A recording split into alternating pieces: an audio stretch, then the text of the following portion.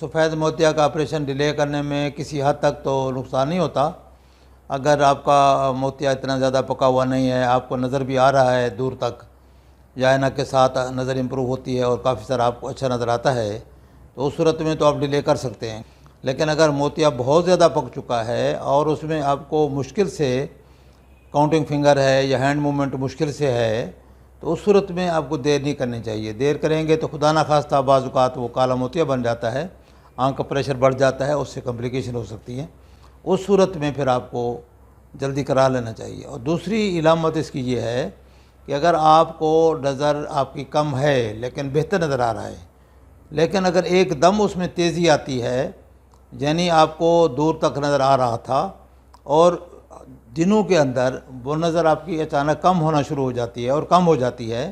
تو اس صورت میں اس کا مطلب ہے اس میں تیزی آ چکی ہے، اور اس تیزی کے دوران پھر یہ رسک ہے کہ وہ کالا موتیا میں کنورٹ ہو سکتا ہے، اور اس صورت میں پھر آپ کو فوری آپریشن کرانا چاہیے۔